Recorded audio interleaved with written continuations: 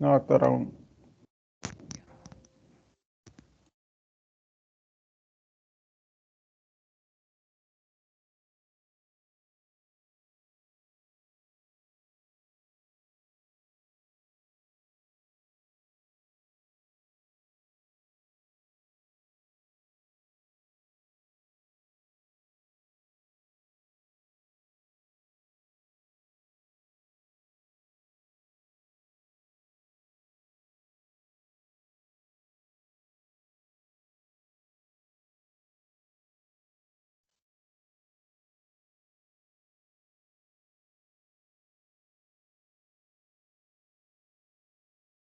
Ahora,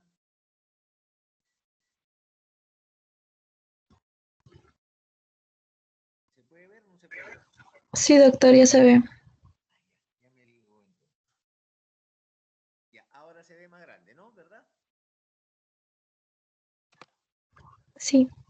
Ya. Sí, doctor. Buenas tardes. Luego de Pero aún se le revisar. escucha muy bajito. Ya. Vamos a ver.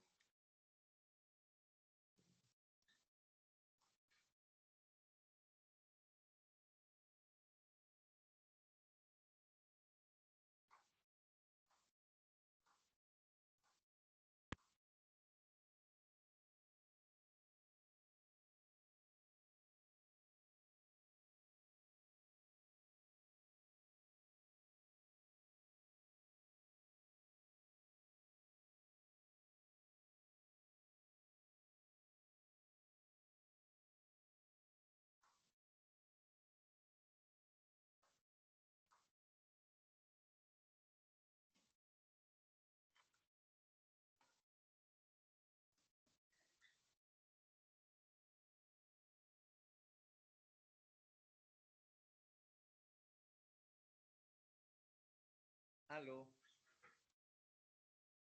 Aló. ¿Se escucha mejor ahora? Se le sigue escuchando bajito, doctor. Problema entonces del sistema. Aló. Aló. ¿Se escucha ahora o sigue bajo?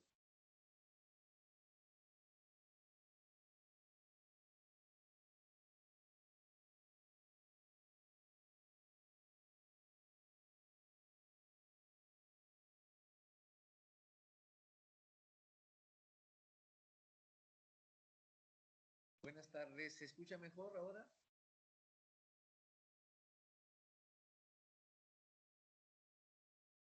Aló. Buenas. No, doctor, todavía. Ya. Se le logra entender un poquito mejor, pero de igual manera bastante bajo. Ya.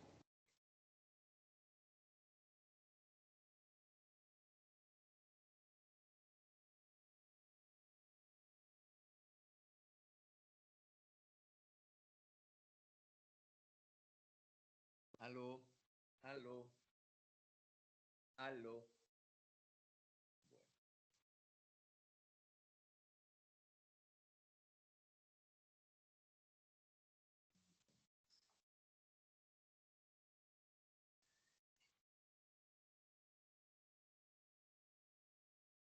Bueno, tratado de arreglar, pero se logra entender. Sí, doctor. Ya, Sí, bueno, doctor. ya. Vamos a tratar entonces después de tanta marcha y contramarcha. Vamos a ir a uno de los temas más comunes que vamos a encontrar en nuestra práctica médica, que son la famosa insuficiencia renal, ¿no? Y lo que, como siempre, el esquema básico es que vamos a encontrar que porque el riñón recibe menos cantidad de sangre que necesita, vamos a tener una isquemia renal. Por toxinas que el individuo ingiere, por ejemplo, alcohol metílico, vamos a tener problemas de función renal, o porque se presentan ambas cosas. ¿Cuál es la función básica del riñón? Filtración, reabsorción, secreción y excreción de sustancias nutritivas y de resfriado. Entonces, en este caso va a haber una disminución de la función renal que nos va a llevar a disminución de la cantidad de orina, oliguria, aumento de los niveles de urea, la uremia, y luego los índices de insuficiencia renal y la fracción de excreción de sodio menor de 1, que en general nos dice que tenemos una insuficiencia renal aguda, un proceso rápido. Esto es lo que ya sabemos. La injuria, que puede ser por metabolitos, que puede ser por sustancias tóxicas, o que puede ser porque el riñón no recibe lo adecuado de oxígeno o lo adecuado de perfusión, vamos a tener dos cosas. Por un lado, una lesión microvascular. Y por otro lado, una lesión celular con apoptosis, necrosis, y esto es importante, pérdida del citoesqueleto. Vámonos a la lesión vascular. La lesión microvascular va a ser generada porque hay menos aporte sanguíneo, aumenta la lesión leucocitaria, aumenta la permeabilidad de esa zona, ¿no? Y esto me lleva a la isquemia, representada por la lesión glomerular o necrosis glomerular, típico de un daño en insuficiencia renal. Por un lado, la lesión celular que aumenta apoptosis o me daña citoesqueleto, me lleva a destrucción del túbulo y edema intersticial. Esto genera que la presión del tubo aumente y entonces se altera básicamente las bombas de sodio, potasio y ATPase. ¿Cómo se manifiesta esta modificación fisiopatológica? Como la necrosis tubular intersticial. Entonces, el daño glomerular y el daño tubular me puede condicionar o una insuficiencia renal aguda, o como ahora le llaman un daño renal agudo, o me puede dar una enfermedad renal crónica, cualquiera de las dos. Si hablamos de isquemia renal, y esto es importante entender, hay cambios a nivel del glomérulo, cambios hemodinámicos. Ese glomérulo recibe menor cantidad de sangre y por tanto va a haber una contracción mesangial, que es lo importante, ¿no? O sea, el mesangio es importante para nosotros. Como necesita generar mayor flujo sanguíneo, va a hacer vasoconstricción para que haya una respuesta generalizada y eso lo lleve a que haya mayor perfusión. Pero como esta no se lleva a cabo, tenemos menos flujo. Y a nivel de médula se produce la congestión medular. Ahora, lo bueno es que la médula soporta mejor la disminución de la presión parcial de oxígeno. Por lo tanto, todavía vamos a poder encontrar funcionalidad en la parte de la médula externa. Pero esto, ¿dónde están todos los túbulos? En la médula, y por lo tanto va a haber un daño tubular. Este daño tubular hace que empiece a haber desepitelización del túbulo, lo que lleva a la obstrucción tubular o lo que llaman el backlash, o vendría a ser la pérdida por retroceso. Pero a la larga, como ustedes, el daño renal o me da problema glomerular o me da problema tubular y tenemos pues la disminución de la tasa de filtración glomerular, que es el componente fisiológico que consideramos para hablar de que si un riñón funciona bien o no funciona bien. Cuando vemos el esquema, que ya hemos estado haciéndolo constantemente, vamos a hablar primero de la parte fisiopatológica, solamente fisiopatológica, después veremos la parte manifestaciones y finalmente laboratorio. Entonces, ¿qué es lo que tenemos básicamente nosotros? Que una persona va a tener un problema de disminución del volumen circulatorio, por el mecanismo que sea. Esa disminución del volumen circulatorio me va a llevar a disminución de la presión arterial media. Y si la presión arterial media disminuye, este es un estímulo para que los vasoreceptores de aorta y carótida sean estimulados. Por lo tanto, el simpático se va a activar aumentando frecuencia cardíaca y aumentando el inotropismo, o sea, el aumento de la contractilidad cardíaca. Pero este estímulo simpático, a su vez, lo que va a generar es que vaya una vasoconstricción a nivel de zona de vaso y zona de piel, ¿no? Para tratar de evitar, secuestrando ese volumen, sea un poco más efectivo el volumen a nivel de riñón. Por ahí. Ahora, esta misma presión arterial media que me ha llevado a una hipoperfusión tisular.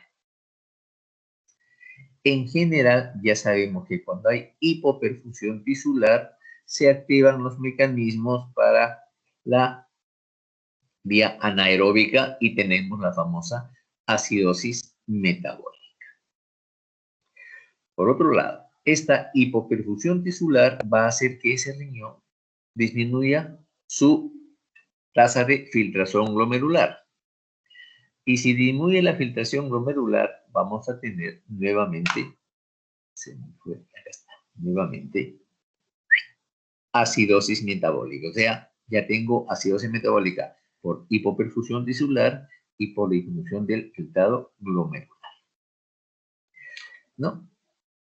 Y si el flujo sanguíneo renal disminuye tanto, ya me dañó riñón, perdón, glomérulo, y luego me va a dañar los túbulos, la necrosis tubular renal.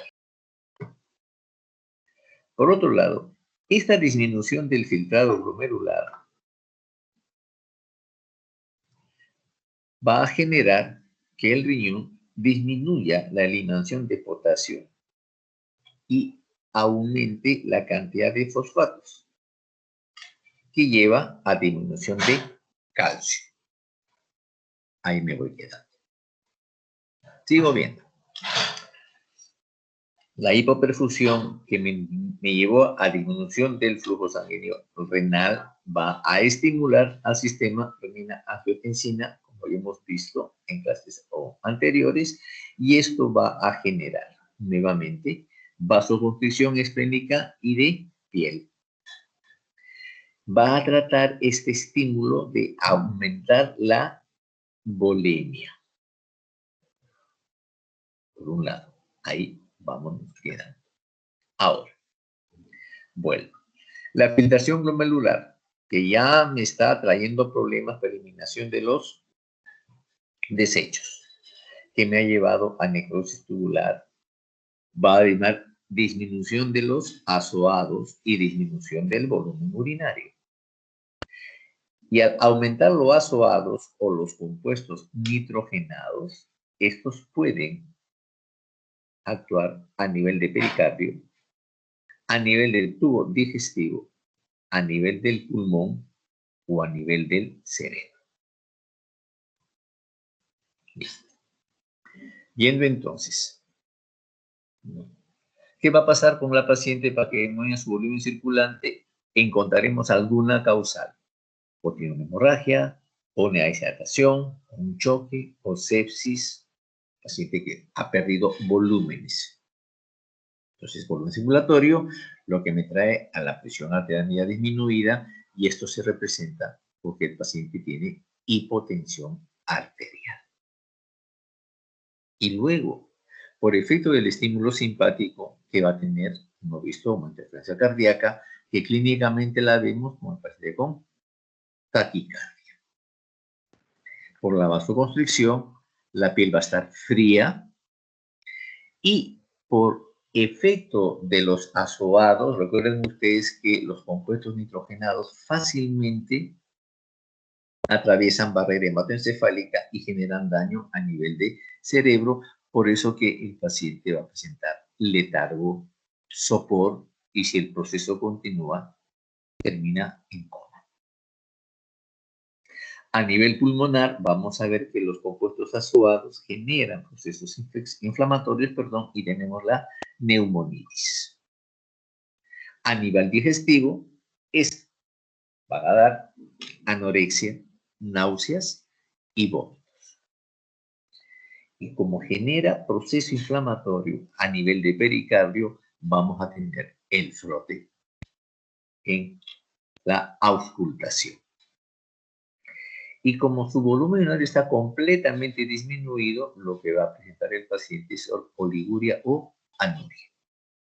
Entonces, cuando nosotros queremos diagnosticar una insuficiencia renal, o nos vamos de los síntomas hacia la parte fisiopatológica, o nos vamos de la parte fisiopatológica hacia los síntomas. Y para ayudarnos a definir o determinar el cuadro, vamos a confirmar algunos hallazgos fisiopatológicos mediante el uso de laboratorio. Es decir, si el paciente tiene o está haciendo acidosis metabólica o por hipoperfusión o porque disminución del filtrado glomerular, que vamos a encontrar el pH bajo y el CO2, perdón, el bicarbonato bajo, porque estamos hablando de un problema metabólico. Como hay disminución de eliminación de potasio, va a haber hiperpotasemia y esto va a generar en el electrocardiograma arritmias o una T alta. Y sabemos nosotros por fisiología que hay un juego entre calcio y fósforo. Entonces, si el calcio baja, hay hipocalcemia, ¿no? Y tenemos el potasio instrumentado, bueno, esto ya lo hemos hablado. Si la filtración glomerular ha generado necrosis tubular renal, entonces eso lo podemos diagnosticar mediante una placa de rayos X, ¿no? Una ecografía, una tomografía, o si somos un poco más agresivos, una biopsia. Y recordamos que cuando el riñón se encarga de filtrar, lo que va a mantener es un filtrado que tenga la misma osmolaridad que tiene el suero o el plasma, ¿no? Y que luego eso va a tener que ir a modificarse a nivel de los túbulos. Entonces, cuando tengo un daño a nivel del glomérulo de filtración, vamos a ver que la densidad de orina es menor de 1015. Y el sodio urinario va a estar más de 20 milimoles. Y acá vamos a trabajar el famoso FENA, ¿no? Si es menor de 1 o si es mayor de 1. En este caso, como es un problema de necrosis tubular, el FENA va a estar mayor que 1. Y además, como tengo daño tubular, vamos a encontrar los cilindros granulosos, ¿no? Ahora, la otra forma de ver que estamos diagnosticar una insuficiencia renal aguda es medir el volumen urinario a la paciente y hacerle el dosaje de creatinina sérica y además el dosaje de compuestos nitrogenados, el famoso BUM, que se debe encontrar aumentado. Este es un cuadro agudo, a Dios gracias. Si logramos reponer al paciente la suficiente cantidad de volemia para que haya una perfusión renal adecuada, sencillamente el proceso pasa. Pero si no logramos revertir esto, entonces la situación va a complicarse mucho más en este paciente. Y entramos a la enfermedad renal crónica o a la insuficiencia renal crónica. La insuficiencia renal aguda bien manejada, sencillamente el daño que se puede producir es mínimo o no se produce daño. Pero si no manejamos adecuadamente esto, vamos a tener un daño severo, irreversible y progresivo. Y la característica vamos a encontrar que va a haber la uremia, porque no se puede liberar compuestos nitrogenados básicamente en la urea, va a haber la acidosis, va a haber hipocalcemia, hipercalemia y la anemia. Entonces, un paciente con insuficiencia renal crónica es un paciente asténico que tiene prurito, hiperreflexia por efecto de los iones y va a presentar náuseas. Totalmente diferente el cuadro. Y acá lo tenemos de la misma forma. En este caso, este paciente ya tiene disminución de filtración y de excreción y de absorción renales, que está disminuido. Esto ya va a ver Entonces pasa de nefrona intacta a retención compensadora, lo que va a tener aumento del volumen del agua renal para eliminar los sólidos. Este problema de la retención compensadora nos va a llevar a la uremia, y este es el elemento central en una insuficiencia renal crónica. ¿Por qué uremia? Porque tengo la urea sérica elevada. Y como ya hemos visto, los niveles de urea sérica elevada van a ir a esa piel, van a ir al estómago, al corazón y a pulmones, al igual que en insuficiencia renal aguda. Esta misma uremia, vamos a ver que va a intervenir en la hidroxilación renal de la vitamina D, o sea, impide esta hidroxilación y por lo tanto tengo menor cantidad de vitamina D activa. Esto ¿qué va a hacer? Disminuir la absorción de calcio intestinal, disminuye la calcemia y tenemos aumento de hiperparatiroidismo, lo que aumenta la resorción de calcio óseo. Problema que tenía. Seguimos. Mi uremia va a generar disminución de eliminación de fosfatos, por lo tanto van a aumentar fósforo en sangre, fosfatemia. Esta uremia me impide eliminación del agua renal, por lo tanto aumenta el volumen intracorporal. Esta uremia disminuye eliminación renal de hidrogeniones, lo que me va a llevar a la acidosis. Esta uremia me lleva a disminución, secreción de potasio, a disminución de absorción renal de sodio, y como es un riñón que no funciona bien, me lleva a disminución de eritropoyetina. ¿Cómo encontramos esto en las manifestaciones? Si este paciente tiene un problema renal constituido, va a tener una tendencia a la hipertensión. ¿Por qué? Porque tratando de mejorar la función renal, lo que va a hacer el cuerpo es aumentar flujo a ese nivel, y para aumentar flujo a nivel renal, lo mejor que puede hacer el cuerpo es aumentar la presión de perfusión, o sea, un aumento de la perfusión. Como este paciente está tratando de eliminar más orina, inicialmente puede haber poliuria y después la polidipsia. Pero ya hemos visto que producto de la urea sérica, ahora que es mucho más evidente, esa urea en parte va a ser eliminada por el sudor. Por eso que en la piel se encuentra el prurito o se encuentra la escarcha urémica. El estómago, y hemos visto los problemas de náuseas y vómitos, del frote pericárdico en corazón, ¿no? Y como se va a empezar a eliminar arte como compuestos gaseosos por el pulmón, vamos a encontrar el aliento urémico característico y el efecto inflamatorio que genera esta uremia, la tos y los estertores.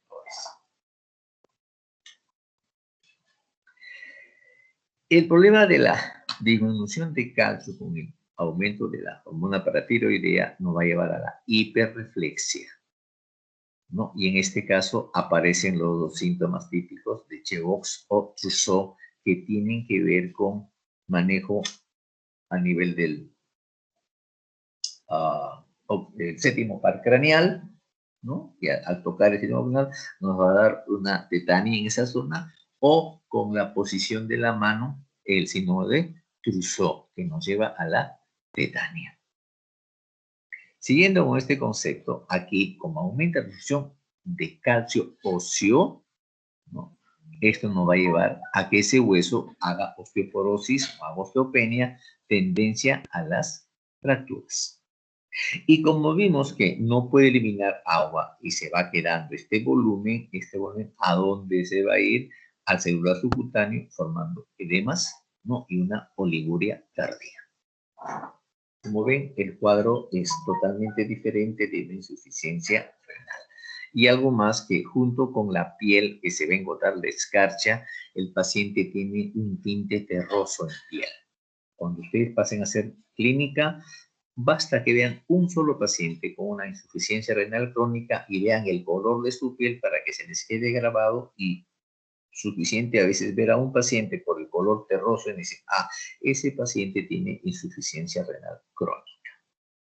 ¿Qué hago en laboratorio?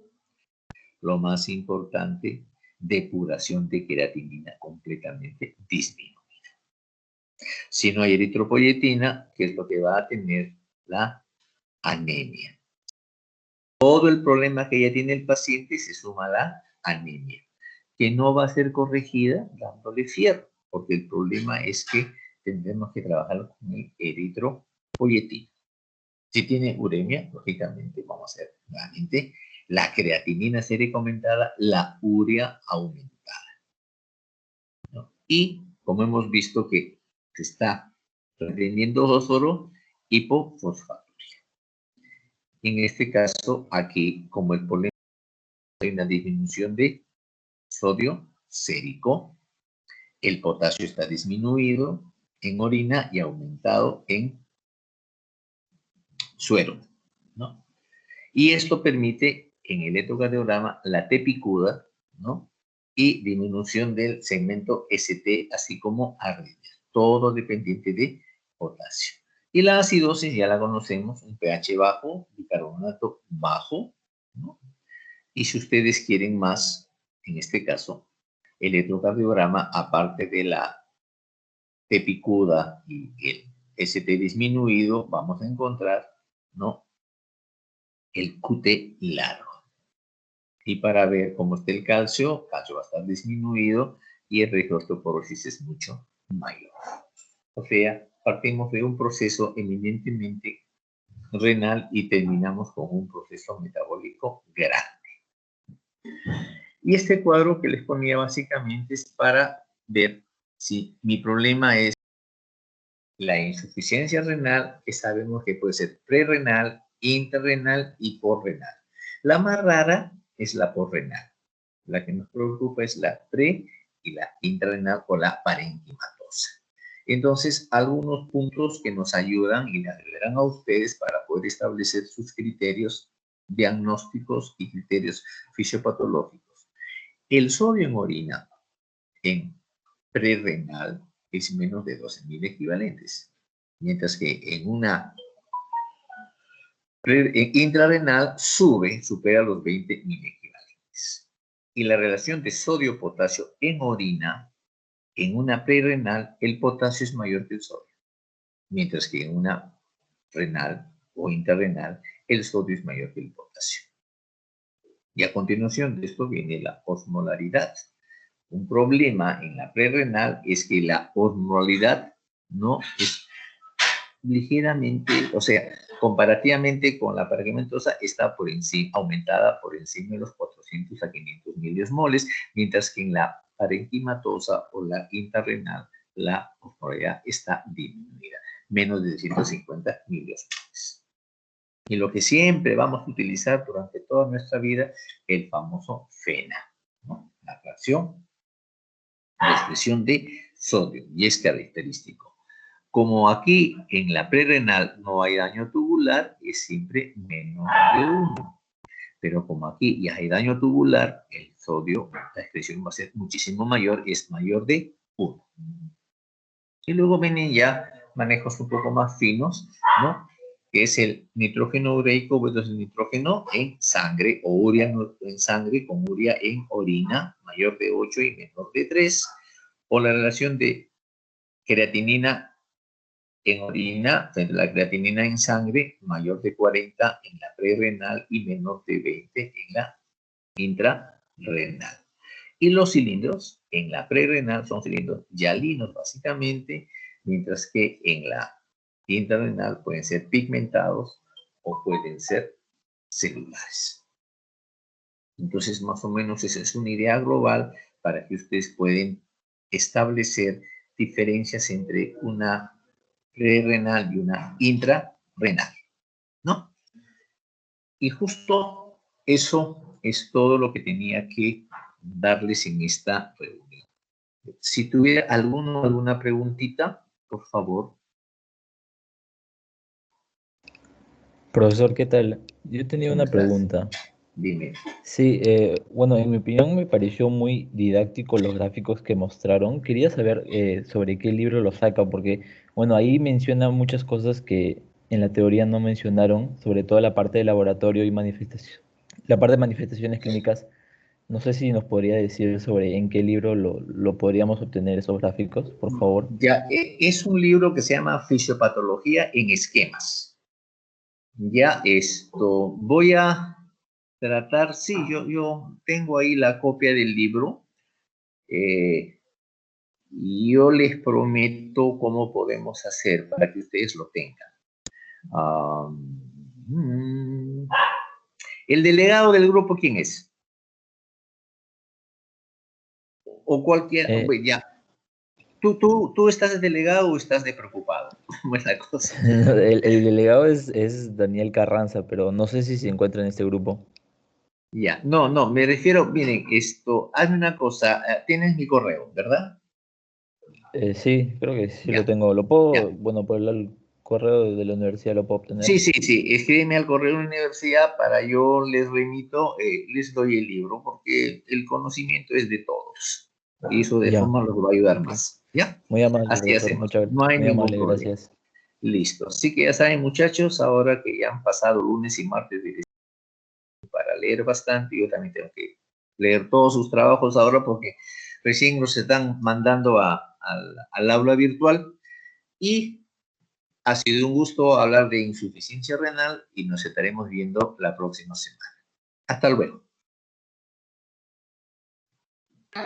Adiós, profe, buenas tardes. Nos vemos. Gracias, Gracias. doctor. Cuídense.